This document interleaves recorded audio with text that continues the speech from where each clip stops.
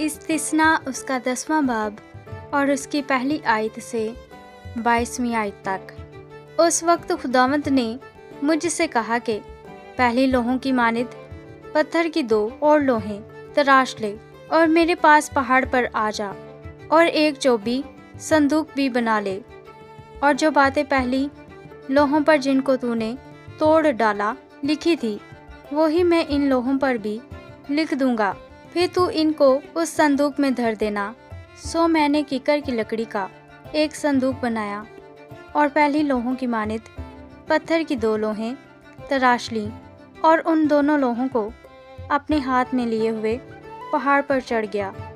और जो 10 हुक्म खुदावंद ने मजमा के दिन पहाड़ पर आग के बीच में से तुमको दिए थे, उन्हीं को पहली तहरीर के मुताबिक उसने इन लोहों पर लिख दिया। फिर इनको खुदावंद ने मेरे सुपुर्द किया। तब मैं पहाड़ से लौटकर नीचे आया और इन लोहों को उस संदूक में जो मैंने बनाया था धर दिया, और खुदावंद के हुक्म के मुताबिक जो उसने मुझे दिया था वो वहीं रखी हुई हैं। फिर बनी इस्राएल बैरूते बनी यकान से रवाना होकर मोसीरा में आए।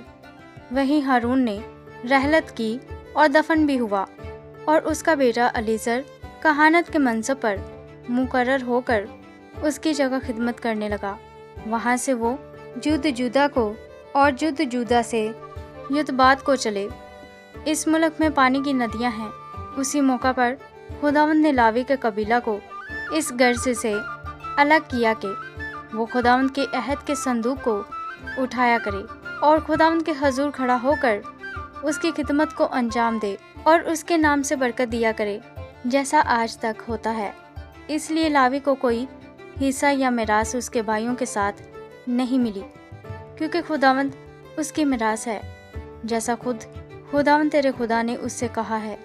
और मैं पहले की तरह 40 दिन और 40 रात पहाड़ पर ठहरा रहा, और इस दफ़ा भी खुदावंद ने मेरी सुनी और ना चाहा कि तुझको हलाक करे। फिर खुदावंद ने मुझसे कहा, उठ और इन लोगों के आगे रवाना हो, ताकि ये उस मुल्क पर जाकर कब्ज़ा कर लें जिसे उनको देने की कसम मैंने उनके बाप दादा से खाई थी। बस ऐ इस्राएल, खुदावंद तेरा खुदा तुझसे इसके सिवा और क्या चाहता है कि तू खुदावंद अपने खुदा का खौफ माने और उसकी सब राहों पर चले और उससे मोहब्बत रखे और अपने सारे दिल और अपनी सारी जान से खुदावंद अपने खुदा की बंदगी करे, और खुदावंद के जो अहकाम और आइन मैं तुझको आज बताता हूँ उन पर अमल करे, ताकि तेरी खैर हो। देख, आसमान और आसमानों का आसमान और ज़मीन और जो कुछ ज़मीन में है, ये सब खुदावंद तेरे खुदा ही का है। तो भी खुदावंद ने तेरे बाप दादा से खुश होकर उनसे मोहब्बत की और उनके बाद उनकी औलाद को यानी तुमको सब कौमों में से बरगजीदा किया, जैसा आज के दिन जाहिर है। इसलिए अपने दिलों का खतना करो और आगे को गर्दन कश ना रहो, क्योंकि खुदावंद तुम्हारा खुदा इलाहों का इला खुदावंदों का खुदावंद है। वो बुजुर्गवार और कादिर और मुहिब खुदा है, जो रू रायत नहीं करता और ना रिश्वत लेता है। वो यतीमों और बेवाओं का इंसाफ करता है और परदेसी से ऐसी मोहब्बत रखता है कि उसे खाना और कपड़ा देता है। सो तुम परदेसियों से मोहब्बत रखना, क्योंकि तुम भी मुल्क मिस्र में परदेसी थे। तू खुदावंद अपने खुदा का खौफ मानना, उसकी बंदगी करना और उससे लिपटे रहना और उसी के नाम की कसम खाना।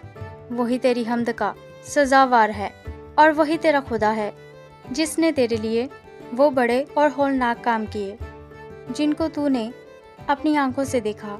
तेरे बाप दादा जब मिस्र में गए तो 70 आदमी थे, पर अब खुदावंद तेरे खुदा ने तुझको बढ़ाकर आसमान के सितारों की मानद कर दिया है।